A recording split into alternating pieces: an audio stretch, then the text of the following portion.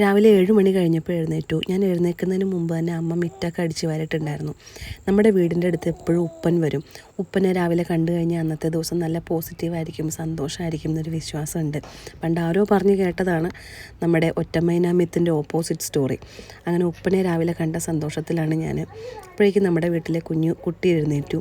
പിന്നെ കൊച്ചിനെ എടുത്ത് വെറുതെ മുറ്റത്തൂടെ അയലയിലേക്ക് നടന്നു. പിന്നെ ബ്രേക്ക്ഫാസ്റ്റൊക്കെ കഴിച്ചിട്ട് ഞങ്ങളെല്ലാവരും കൂടെ പുറത്തു പോയി. കുടുംബത്തിൽ 1-2 കല്യാണമൊക്കെ വരുന്നുണ്ട്. അപ്പോൾ തുണി സാധനങ്ങളൊക്കെ മേടിക്കാൻ വേണ്ടി ഒരു ഷോപ്പിംഗായിട്ട് ഇറങ്ങിയതാണ്. അതെല്ലാം കഴിഞ്ഞ് വൈകുന്നേരം വീട്ടിൽ വന്നപ്പോൾ നേരെ കുഞ്ഞമ്മയുടെ വീട്ടിലോട്ട് പോയി. നമ്മളൊക്കെ അടുത്തടുത്താണ് താമസിക്കുന്നത്, ഒരു മതിലും കയറിയാൽ മതി. അവിടെ പോയി ഇവനെ കുറച്ച് നേരം കളിപ്പിച്ചിട്ട് വീണ്ടും തിരിച്ച് വീട്ടിലോട്ട് തന്നെ വന്നു. ഇന്ന് എൻ്റെ നാത്തൂൻ്റെ വെഡ്ഡിങ് ആനിവേഴ്സറിയും കൂടി ആയിരുന്നു. നമ്മളൊരു കേക്കും കൂടെ വാങ്ങിയിട്ടുണ്ടായിരുന്നു. ചേട്ടൻ നാട്ടിലില്ലാത്തതുകൊണ്ട് ചേച്ചിയും കൊച്ചും ഒറ്റയ്ക്ക് കേക്ക് കട്ട് ചെയ്തു. ആ പുറകെ കിടന്ന് കൈകൊട്ടിയത് എൻ്റെ അമ്മയാണ്. എനിക്കിത് കണ്ടപ്പോൾ ഒത്തിരി സന്തോഷം തോന്നി. എൻ്റെ അമ്മയ്ക്ക് എവിടെ എങ്ങനെ ഇരിക്കാം, എന്തും ചോദിക്കാം, പറയാം. ആരോടും ചോദിക്കാതെ ഒരു ഗ്ലാസ് വെള്ളം വേണേൽ അകത്ത് പോയി എടുത്ത് കുടിക്കാം.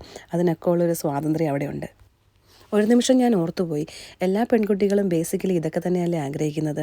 ഒരു ഗ്ലാമറസ് ലൈഫിനേക്കാൾ കൂടുതൽ അവർക്കും അവരുടെ പേരൻസിനും ഭർത്താവിൻ്റെ വീട്ടിൽ കിട്ടുന്ന ഒരു അംഗീകാരവും സ്വാതന്ത്ര്യവും സ്നേഹവും ഒക്കെ തന്നെയാണ് യഥാർത്ഥ സന്തോഷം.